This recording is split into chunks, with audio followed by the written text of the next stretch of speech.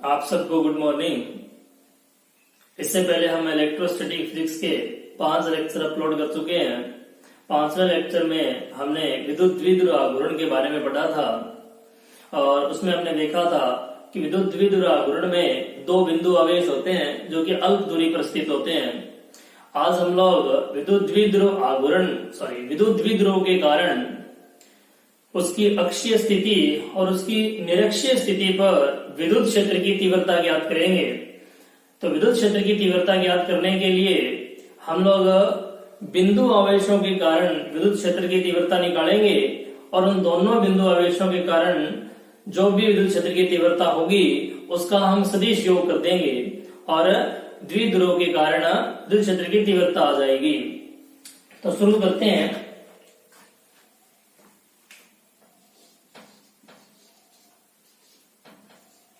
विद्युत द्विध्रुव की अक्षीय स्थिति पर विद्युत क्षेत्र की तीव्रता। अक्षीय स्थिति निरक्षीय स्थिति किसे कहते हैं हम लेक्चर नंबर 5 में बात कर चुके हैं। तो माना AB एक विद्युत द्विध्रुव है और इसको हम चित्र में भी प्रदर्शित कर देते हैं। ये हो गया द्विध्रुव, ये -q आवेश हो गया, ये +q आवेश हो गया और इस बिंदु को हमने A नाम दिया और इसको B नाम दे दिया और द्विध्रुव के केंद्र का हमने नाम O दे दिया। हेडिंग के अनुसार अक्षीय स्थिति पर हमें तीव्रता ज्ञात करनी है।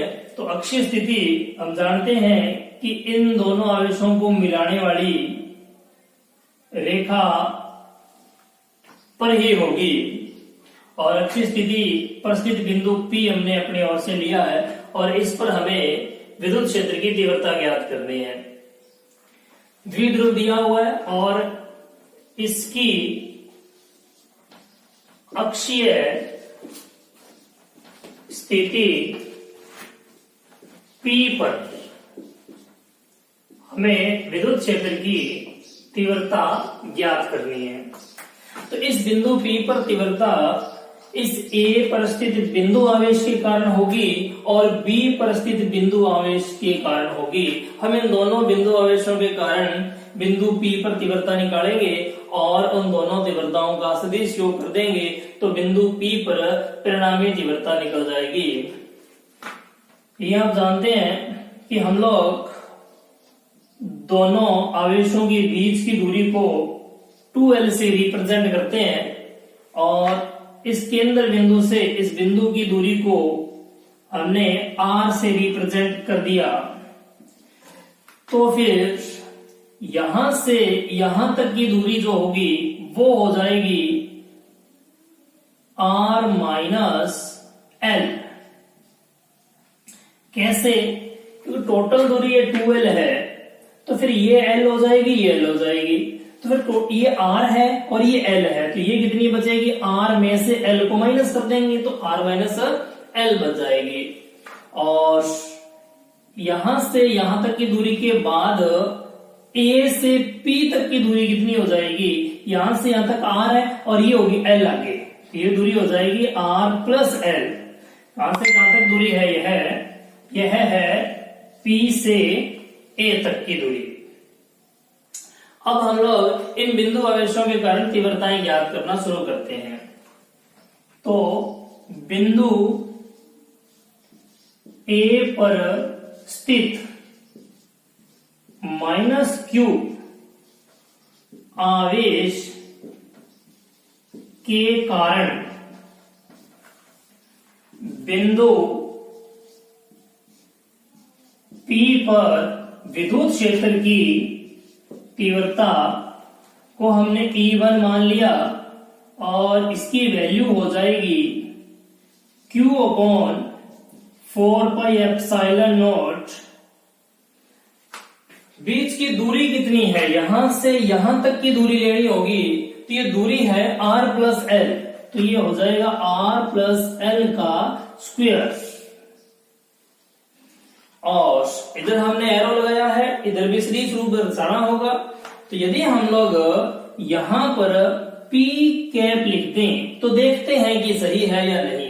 ये p क्या है? ये द्विध्रुव आघूर्ण। हमने कल पढ़ा था, पिछले लेक्चर में पढ़ा था कि द्विध्रुव आघूर्ण जो p है उसकी डायरेक्शन माइनस से प्लस की ओर होती है, मतलब इधर की ओर डायरेक्शन हो जाएगी। और यहां पर P बिंदु पर विद्युत क्षेत्र की तीव्रता इस माइनस के कारण अंदर की ओर होगी। तो ये तो विपरीत हो गई।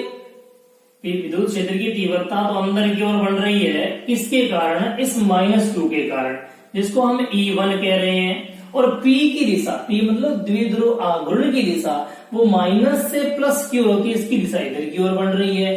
तो ये दोनों तो सेम डायरेक्शन में नहीं हुए ना, तो सेम डायरेक्शन में रिप्रेजेंट करने का तरीका है, अब माइनस लगा दीजिए। ये बताता है कि द्विध्रुव आघूर्ण की डायरेक्शन और E1 की डायरेक्शन अपोजिट है। और ये डायरेक्शन है कौन सी? E1 की डायरेक्शन है कौन सी? ये है P से A की ओर। चित्र में देखिए, P से A की ओर, इधर की ओर डायरेक्शन है। किसकी डायरेक्शन है? ये है ये E1 की। और किसकी है? ये माइनस P कैप की भी डायरेक्शन है। तो सिंपल सा है ये इक्वेशन बन गई 1। दिशा सहित हमने इसे प्रदर्शित कर दिया है। अब बिंदु B पर स्थित प्लस Q आवेश के कारण बिंदु P पर विद्युत क्षेत्र की तीव्रता निकालनी है, जिसे हमने E2 मान लिया। तो तीव्रता का सूत्र, बिंदु आवेश के कारण तीव्रता का सूत्र आपको याद होगा, Q upon 4 pi epsilon not. तो दूरी कितनी है भाई? कहां से कहां तक की? B से P तक की दूरी कितनी है? B से P तक की दूरी है R minus L, R minus L का स्क्वायर। और डायरेक्शन देखिए, इस प्लस आवेश के कारण बिंदु P पर जो विद्युत क्षेत्र की तीव्रता होगी वो होगी बाहर की ओर, जिसे हमने E2 मान रखा है। और बाहर की ओर मतलब इस तरफ। और माइनस Q से प्लस Q की ओर डायरेक्शन होती है द्विध्रुव आघूर्ण की। तो द्विध्रुव आघूर्ण की डायरेक्शन और E2 की डायरेक्शन तो सेम है। तो आप दिशा को प्रदर्शित करने के लिए केवल द्विध्रुव आघूर्ण का एकांक सदिश यहां पर लगा सकते हैं। और इसकी डायरेक्शन आप लिखना चाहें तो B से P की ओर लिख सकते हैं। हमने दोनों बिंदु आवेशों के कारण बिंदु P पर विद्युत क्षेत्र की तीव्रता ज्ञात कर ली है। अब हमें बिंदु P पर परिणामी विद्युत क्षेत्र की तीव्रता ज्ञात करनी है। तो परिणामी विद्युत क्षेत्र की तीव्रता ज्ञात करनी है, तो अध्यारोपण के सिद्धांत अनुसार हम लोग इन दोनों तीव्रताओं का सदिश योग कर देंगे। तो E vectors equals to E1 की वैल्यू क्या है? E1 की वैल्यू है Q upon 4 pi epsilon not R plus L का square and P cap minus के चिन्ह सहित and plus Q upon 4 pi epsilon not R minus L का स्क्वायर एंड P कैप, इसमें प्लस का चिन्ह ही है, या देखिए या माइनस नहीं है। तो इनमें से जो कॉमन आ रहा है उसे बाहर रखते हैं। E vector equals to Q upon 4 pi epsilon naught और बच गया अंदर 1 अपॉन R माइनस एल का स्क्वायर। ये वाला स्टेप लिख दिया मैंने, प्लस का था, ये माइनस वाला स्टेप है तो ये आगे लिख दिया मैंने, R प्लस एल का स्क्वायर। और ये रहा P कैप, डायरेक्शन का बोध करवाने वाला। एलसीएम लेते हैं, पहले इसको मिटा लेते हैं। तो इससे आगे हल करते हैं।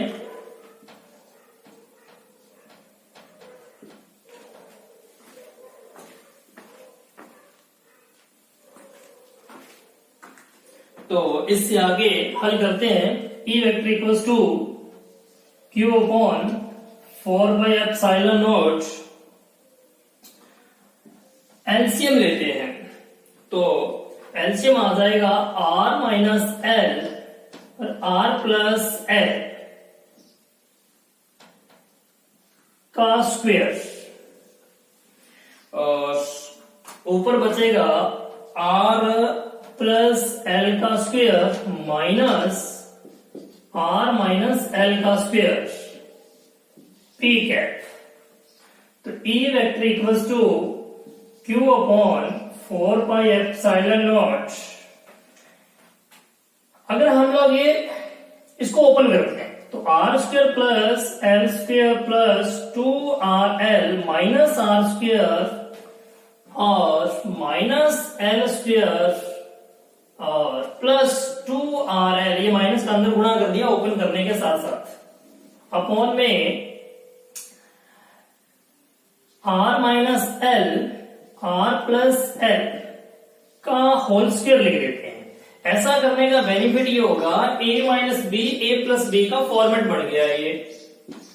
तो नेक्स्ट स्टेप में ये टर्म्स इस टर्म के साथ और ये टर्म इस टर्म के साथ कैंसिल हो जाएगी। तो ई वेक्टर इक्वल्स टू हमारे पास बचेगा क्यू अपॉन 4/ε0 4 प्लस का 4RL, ये वाला स्टेप इस स्टेप के साथ ऐड हो जाएगा, और अपॉन में a minus B A plus B, तो ये बना A square minus B square का ये स्क्वायर तो बड़ा, ये होल स्क्वायर है, और ये हो गया पी कैप। अब ई वेक्टर इक्वल्स टू इस 4 को हम लोग इस टाइप से लिखते हैं, 2 यहां लिख देते हैं और 2 यहां छोड़ देते हैं। 2 गुणा 2 4 ही है ये, तो 2Q, इस 2 को L के साथ लगा करके यहां लिख देते हैं, और बचा कौन R, अपॉन में 4/ε0 R square minus L square का स्क्वायर एंड P कैप। अब द्विध्रुव की डेफिनेशन में हमने देखा है कि दोनों आवेशों के बीच की दूरी अल्प होती है। द्विध्रुव की डेफिनेशन में हमने देखा है कि दोनों आवेशों के बीच की माइनस क्यू और प्लस क्यू के बीच की जो डिस्टेंस होती है वो 2L होती है और वो अल्प होती है। अगर 2L अल्प है तो फिर L भी अल्प है। तो यहां पर जो R स्क्वायर होगा वो बहुत बड़ा हो जाएगा L स्क्वायर से, क्योंकि L अल्प है R की तुलना में। तो E vector equals to 2Q2L, ध्यान कीजिए द्विध्रुव आघूर्ण बढ़ गया है Q इंटू 2L, जिसको हम लोग P वेक्टर से रिप्रेजेंट कर रहे थे। 4/ε0 और यहां फिर क्या बचेगा, यहां केवल R स्क्वायर बचेगा, क्योंकि ये बड़ा है तो फिर हम लोग इसको नगण्य मान के छोड़ देंगे। तो R स्क्वायर, ऊपर पावर स्क्वायर पड़ी है ये वाली, और ये R पड़ा है, और ये हो गया P कैप। वैसे तो P कैप हम न दिखाएं तो भी चलेगा, क्योंकि P वेक्टर आ गया। जब तक P वेक्टर नहीं आया था तब तक हम P कैप शो कर रहे थे। तो आगे E vector equals to 2P vector upon में 4/ε0 R क्यूब, ये ऊपर वाले R से नीचे R की पावर 4 बन रही थी, वो कैंसिल करने के बाद का सूत्र है। आप एक यहां देख सकते हैं कि E है जो वो समानुपाती है 1/R क्यूब के, जबकि ये किसके लिए है, ये है द्विध्रुव की अक्षीय स्थिति के लिए, द्विध्रुव की अक्षीय स्थिति के लिए।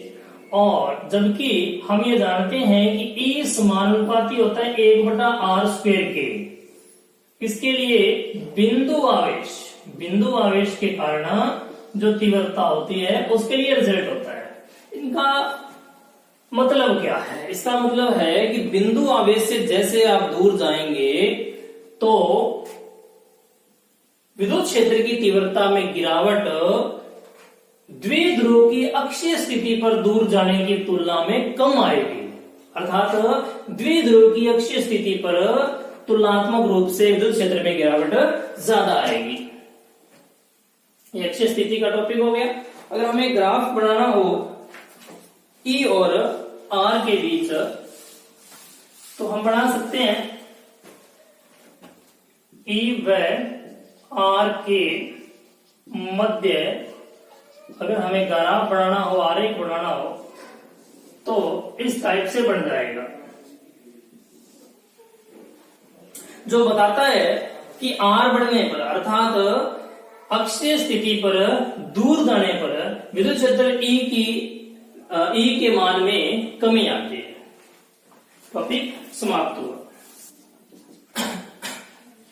नेक्स्ट टॉपिक है विद्युत द्विध्रुव की निरक्षीय स्थिति पर तीव्रता। निरक्षीय स्थिति किसे कहते हैं, इसकी चर्चा हमने लेक्चर 4 में की थी कि द्विध्रुव के दोनों आवेशों को मिलाने वाली रेखा के मध्य बिंदु व अक्षीय रेखा, मिलाने वाली रेखा के लंबवत रेखा जो होती है उसे हम निरक्ष कहते हैं। तो निरक्षीय स्थिति, इस अक्ष पर कोई भी पॉइंट ले लेंगे, वो पॉइंट निरक्षीय स्थिति पर पॉइंट होगा। जैसे कि ये पॉइंट, ये निरक्षीय स्थिति पर होगा। तो इस P बिंदु पर हमें विद्युत क्षेत्र की तीव्रता ज्ञात करनी है और ये हमने केंद्र बिंदु O से R दूरी पर मान लिया है। ये बिंदु P केंद्र बिंदु O से R दूरी पर माना गया है। ये टोटल डिस्टेंस जो होती है वो 2L से रिप्रेजेंट की जाती है, तो ये आधी डिस्टेंस जो है ये L से रिप्रेजेंट कर दी जाएगी और ये डिस्टेंस भी L से रिप्रेजेंट कर दी जाएगी। इस आवेश को हमने A बिंदु पर मान लिया और इस आवेश को हमने B बिंदु पर मान लिया। बिंदु B को बिंदु P से मिला दिया गया और बिंदु A को भी बिंदु P से मिला दिया गया।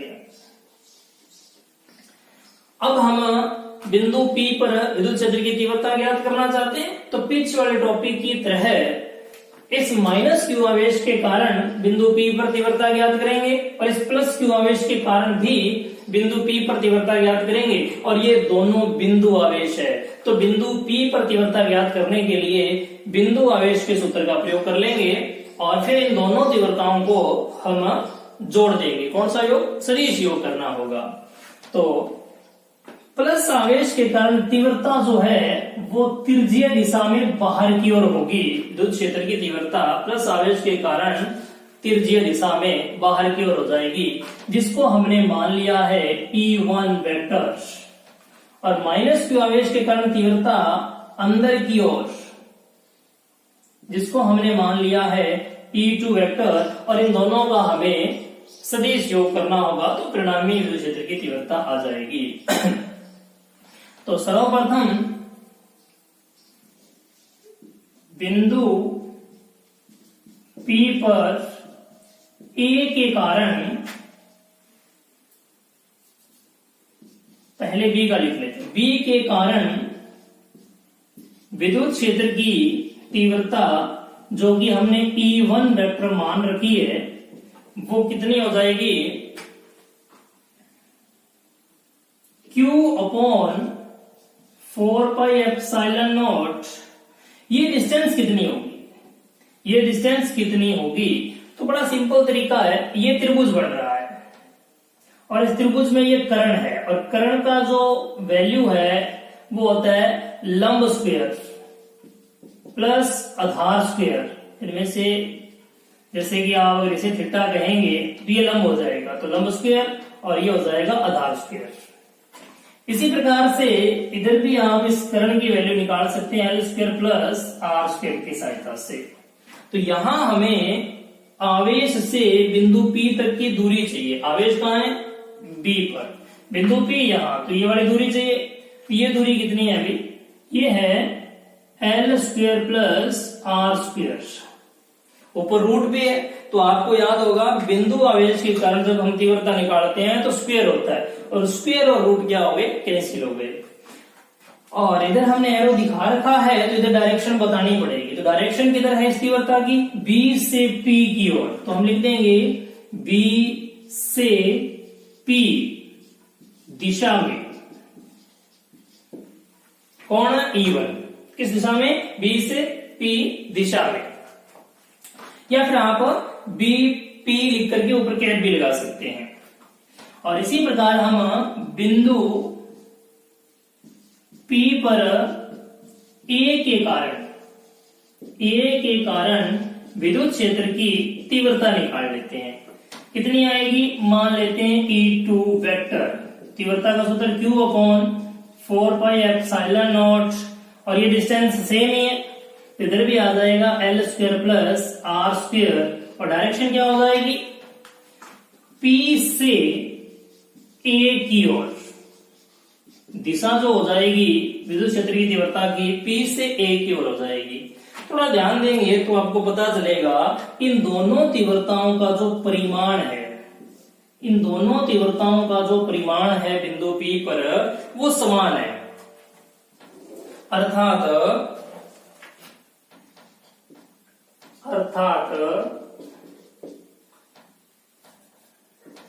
E1 का परिमाण E2 के परिमाण के बराबर है, और है कितना, Q upon 4 pi epsilon not L square plus R square, ये परिमाण है, दिशा को छोड़ दिया जाए तो। अभी हम लोग यहाँ तीव्रता निकालना चाहते थे, तो हम जानते हैं दोनों तीव्रताओं का सदिश योग करना होगा। तो एक बड़ा सिंपल सा कंसेप्ट है हमारे पास, ये कोण भी कितना होगा, थीटा ही होगा, सिमेट्री है देखो दोनों त्रिभुजों के अंदर, और थीटा हो जाएगा। और ये बहिष्कोण, और बहिष्कोण कितना हो जाता है, फिर 2 थीटा हो जाता है, समूह कोणों के योग के बराबर होता है। ये कंसेप्ट उम्मीद है आपको पता होगा। तो अगर आप लोग एकदम मध्य में से एक रेखा खींचेंगे यहां से, तो इधर ये कोण रहेगा थीटा, और इधर भी कितना रह जाएगा, थीटा।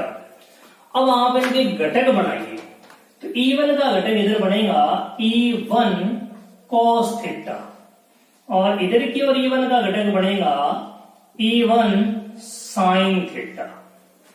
और E2 के घटक बनाइए, E2 का इधर की ओर जो घटक बनेगा वो बनेगा E2 cos थीटा, और इधर की ओर जो घटक बनेगा वो E2 sin थीटा।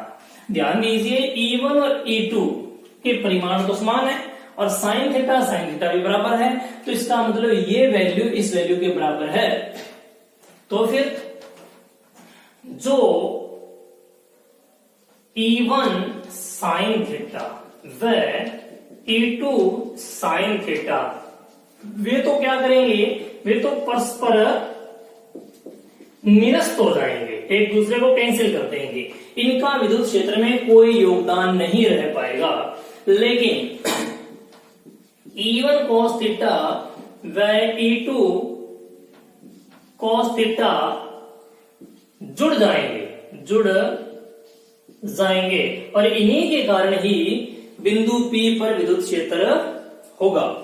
तो P पर परिणामी विद्युत क्षेत्र की जो तीव्रता होगी E वेक्टर, वो E1 cos theta plus E2 cos theta.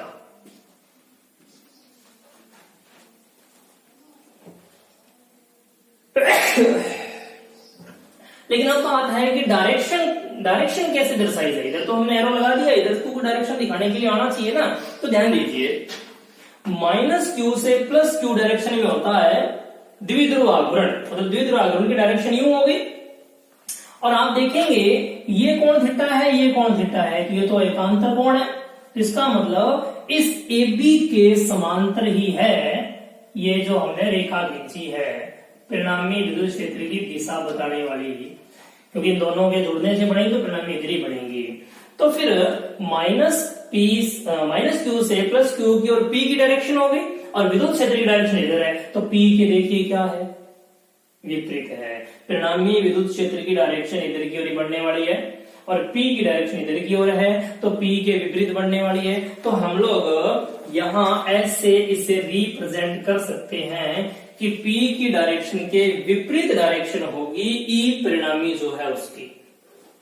अब वैल्यू रख के इसको हल करते हैं। तो E vector equals to E1 और E2 दोनों के परिमाण तो समान है और इनके परिमाण भी दिए हुए हैं, तो इनकी वैल्यू क्यों ना रखते हैं यहाँ पर। ये बनेगा Q upon 4 pi epsilon not L square plus R square cos theta and plus Q cos theta upon 4 pi epsilon not L square plus R square और ये हो गया माइनस P कैप। ये दोनों सेम है तो E वेक्टर इक्वल्स टू बन जाएगा 2Q cos theta upon 4 pi epsilon not L square plus R square minus P cap. अब हम ये जानते हैं ऑलरेडी कि ये बीच की डिस्टेंस अल्प होती है, तो L भी अल्प हो गया किसकी तुलना में, R की तुलना में। L क्या है, अल्प है। और cos थीटा का मान कैसे निकलेगा, आप इस त्रिभुज को लीजिए और इस त्रिभुज की सहायता से cos थीटा का मान निकालिए। तो cos थीटा बराबर क्या होता है, आधार बटा कर्ण। तो थीटा के सामने तो लंब है भाई, तो आधार कौन हो गया L, तो L बटा कर्ण कौन हो गया, रूट में L square plus R square कर्ण हो गया। तो ये cos थीटा का मान है। उम्मीद है आपको इजीली समझ आ गया होगा, तो जो हमें यहाँ यूज करना है। तो E वेक्टर बराबर क्या बनेगा 2QL upon 4 pi epsilon not L square plus R square की पावर 1 तो यहाँ है और आधी पावर और आ रही है, तो पावर होगी 3/2। अब ये रहा माइनस P कैप। तो E वेक्टर बराबर, देखिए इसको अपने थोड़ा रीअरेंज कर देते हैं, Q2L और 4 पाई एप्सिलॉन नॉट। अब अभी थोड़ी देर पहले मैंने आपको बताया था कि R स्क्वायर बहुत बड़ा होगा L स्क्वायर की तुलना में, क्योंकि बीच की दूरी आवेशों के अल्प होती है, द्विध्रुव की कंडीशन होती है। तो यहां बचेगा केवल और केवल R स्क्वायर, अर्थात R की पावर 3 बच जाएगी। ये R स्क्वायर बचेगा, ये स्क्वायर से ये 2, ये बटा वाला 2 बढ़ जाएगा और 3 पावर बच जाएगी। और डायरेक्शन जो है माइनस P कैप में आती रहेगी। अंतिम स्टेप लिख देते हैं इसका। तो E वेक्टर बराबर क्या होगा, P वेक्टर, देखिए Q into 2L, P vector बढ़ गए और डायरेक्शन अपोजिट डायरेक्शन अब ये खुद ही बता देगा, इसलिए अपने को एकांश दिशा साथ में रखने की जरूरत नहीं है। तो 4 पाई एप्सिलॉन नॉट R क्यूब, ये जो है ये है निरक्षीय स्थिति पर विद्युत क्षेत्र की तीव्रता। पीछे वाला टॉपिक आप स्मरण कीजिए तो आपको याद आएगा, उसमें यहाँ 2 लगा हुआ था। इसका मतलब अक्षीय स्थिति की तुलना में निरक्षीय स्थिति पर जो तीव्रता होती है वो आधी होती है और निरक्षीय स्थिति पर जो परिणामी विद्युत क्षेत्र की तीव्रता होती है वो द्विध्रुव आघूर्ण की दिशा के विपरीत होती है, जबकि अक्षीय स्थिति पर समान दिशा में थी। तो इसके बाद में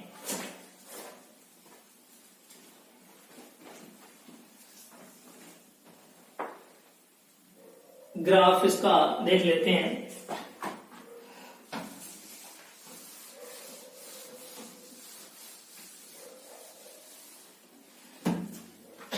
E व R के मध्य आरेख पहले की तरह बनेगा, क्योंकि रिलेशन कैसा है आप देखेंगे। E व R के मध्य रिलेशन E समानुपाती 1/R क्यूब वाला है, R क्यूब, जो कि अक्षीय स्थिति के लिए था। तो ग्राफ E और R के बीच कुछ इस प्रकार से ही बढ़ जाएगा। टॉपिक समाप्त।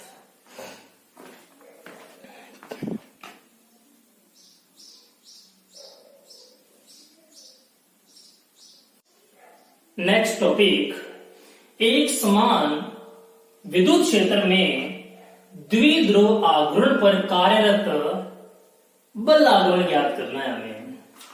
तो एक समान विद्युत क्षेत्र में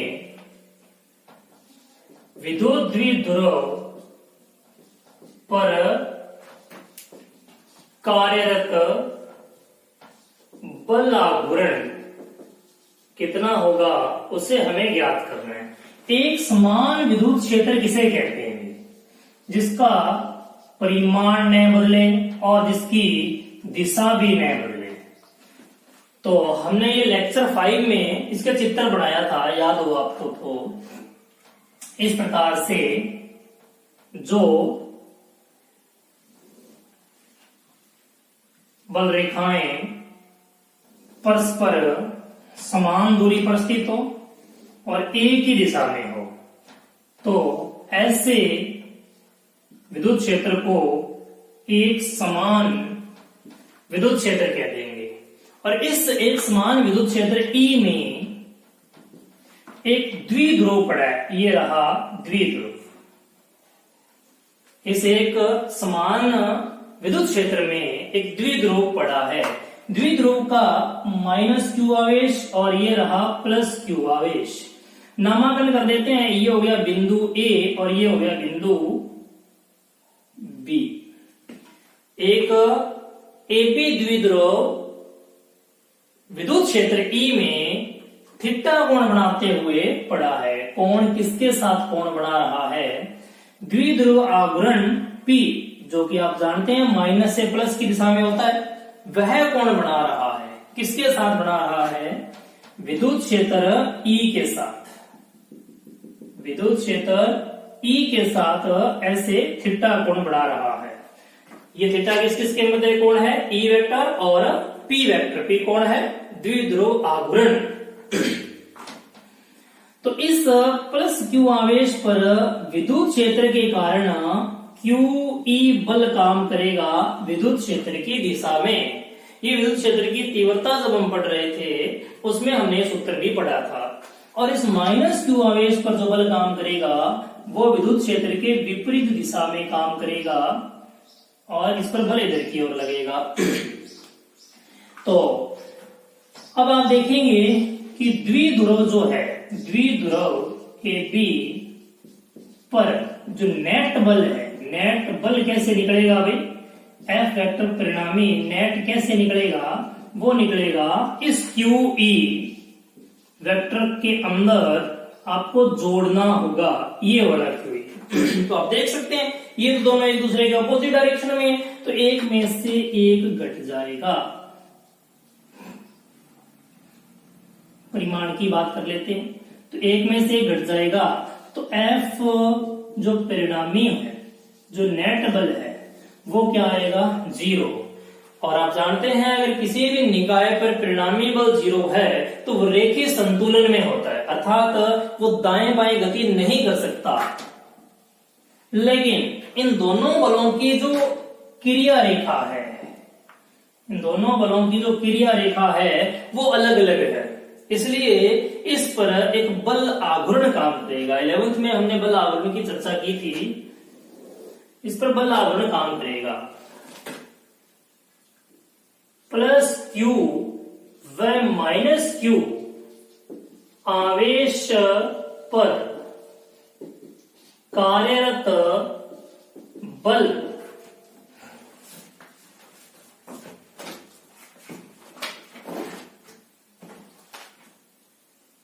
बलों की क्रिया रेखा अलग अलग है, भिन्न भिन्न है। तो फिर क्या काम करेगा? इस पर बल आघूर्ण काम करेगा। और ये क्या काम करता है? ये घूर्णन करवाने का काम करेगा। इस बल आघूर्ण के कारण क्या होगा? घूर्णन होगा। बल आघूर्ण का सूत्र क्या होता है? ये 11th में आपने पढ़ा है। बल आघूर्ण का सूत्र क्या होता है? बल आघूर्ण को हम टो वेक्टर से रिप्रेजेंट करते हैं। अभी परिमाण लिख रहा हूं मैं तो टो लिख देता हूं। सूत्र होता है बल गुणा में घूर्णन अक्ष से लंबवत दूरी, या फिर बल अगर दो युग्म के रूप में काम कर रहे हो तो हम लिख सकते हैं बल गुणा में बलों के मध्य सीधी दूरी। ध्यान दीजिए, अगर बल एक ही लग रहा है तो हम बल गुणा घूर्णन अक्ष से लंबवत दूरी ले लेते हैं। अगर बल युग्म के रूप में उपलब्ध है, बल युग्म कार्यरत है, तो बल गुणा में उन दोनों बलों के मध्य लंबवत दूरी, बल गुणा में बलों के मध्य लंबवत दूरी को लेंगे। ये होता है सूत्र बल आघूर्ण का। तो आप देखेंगे कि बल कितना है QE, लेकिन लंबवत दूरी कितनी है, तो लंबवत दूरी देखिए दोनों बलों के बीच में ये हो जाएगी। ये जो अभी हम रचना कर रहे हैं ये दोनों बलों की क्रिया रेखाओं के बीच की लंबवत दूरी हो जाएगी। और लंबवत दूरी कितनी होगी, AC होगी। तो AC का मान कैसे याद करेंगे, आप जानते होंगे अगर ये कोण थीटा है तो फिर ये कोण भी कितना होगा, थीटा ही होगा। आप देख सकते हैं दो समांतर रेखाओं को एक रेखा काट रही है तो उनके ये जो कोण होंगे सेम ही होंगे। तो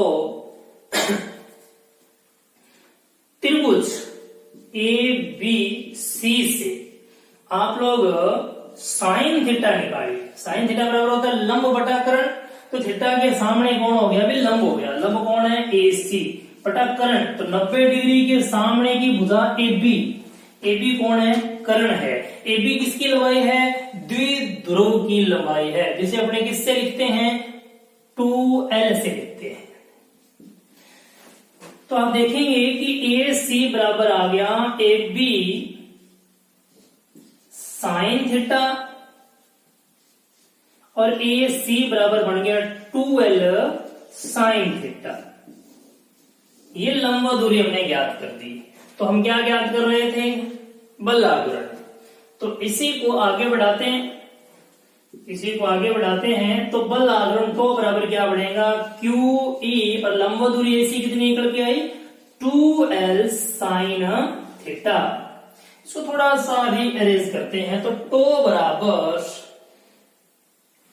Q और 2L को पास लिखो, Q इंटू 2L को, और E साइन थीटा। तो आप समझ गए होंगे ये क्या बन रहा है, ये बन रहा है P E sine theta. Theta किसके मध्य का कोण है भाई, थीटा P वेक्टर और E वेक्टर के मध्य का कोण है। तो फिर इसे सदिश गुणा के रूप में अगर आप लिखना चाहें तो P vector cross E vector के फॉर्मेट में लिख सकते हैं। अब अपना ये देखना चाहेंगे कि कब इस द्विध्रुव पर बल आघूर्ण न्यूनतम होगा और कब बल आघूर्ण अधिकतम होगा। तो देखते हैं, ये बल आघूर्ण का जो सूत्र बना है वो बना है टो बराबर PE साइन थीटा। और यदि द्विध्रुव में थीटा 0 डिग्री हो जाए, 0 डिग्री कब होगा, जो द्विध्रुव ऐसे होगा, ये प्लस Q और ये है माइनस Q, तब ये कोण 0 डिग्री हो जाएगा। तो टो बराबर क्या होगा, 0 होगा। और इसे कहते हैं स्थायी संतुलन अवस्था। जब थीटा 0 होता है तो स्थायी संतुलन अवस्था कहते हैं। प्रश्न उठता है स्थायी संतुलन अवस्था क्यों कह रहे हैं भाई। आप इस पोजीशन से थोड़ा सा इसे मूव कीजिए और छोड़ दीजिए, ये कार्यरत बल आघूर्ण के कारण वापस अपनी स्थिति पर आ जाएगा, तो स्थायी हुआ। आप उसे मूव करके छोड़ रहे हैं, वो वही वापस आ रहा है, तो स्टेबल कंडीशन हुई ना। और यदि थीटा की वैल्यू 90 डिग्री कर देंगे तो फिर द्विध्रुव की पोजीशन कुछ ऐसे होगी, ये हो गया प्लस Q और ये हो गया माइनस Q, और इस पर काम कर रहा है इधर QE बल और इधर काम कर रहा है QE बल, और तो होगा उस समय PE के बराबर, और ये है मैक्सिमम वैल्यू, बल आघूर्ण का अधिकतम मान। तो बल आघूर्ण अधिकतम कब होगा? जब थीटा बराबर क्या हो? 90 हो, तब बल आघूर्ण क्या होगा? अधिकतम होगा। ये कुछ एक छोटी छोटी कंडीशंस है। एक कंडीशन और है, वो कर लेते हैं।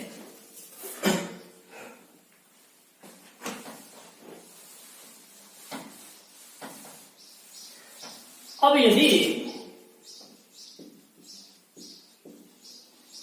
यदि थीटा का मान 180 डिग्री हो तो भी आप देखेंगे कि टो की वैल्यू तो 0 बढ़ने वाली है। क्यों बढ़ने वाली है?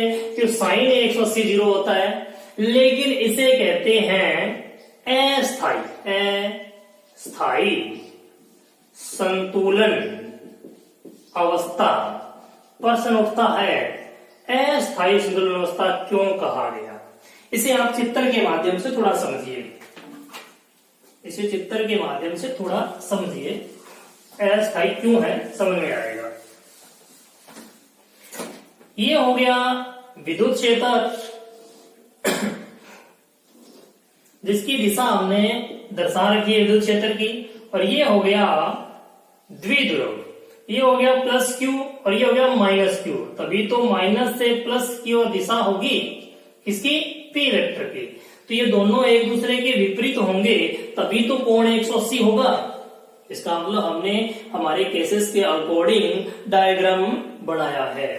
अब इस प्लस पर बल किधर की ओर लगता है? प्लस पर बल लगता है विद्युत क्षेत्र की दिशा में।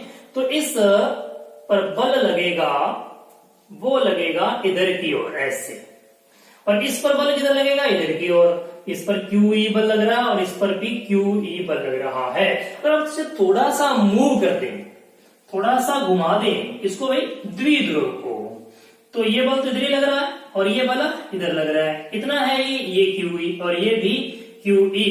तो अब आप सोचिए कि क्या ऐसे घुमाने पर ये वापस उसी पोजीशन में जाएगा या फिर ऐसे घूम करके और इस पोजीशन को प्राप्त करेगा। तो आप समझ चुके होंगे कि यह थोड़ा सा अपनी पोजीशन से अगर हिला तो वापस उस पोजीशन पर नहीं आएगा, 180 वाली पोजीशन पर वापस नहीं आएगा, और ये घूम करके इस पोजीशन में आ जाएगा, मतलब थीटा बराबर 0 वाली पोजीशन पर आ जाएगा। तो फिर ये संतुलन स्थायी हुआ या अस्थायी? ये हुआ अस्थायी, क्योंकि इससे थोड़ा सा भी इसमें विस्थापन आया तो ये वापस उस पोजीशन में नहीं रह पाएगा। तो ये टॉपिक समाप्त।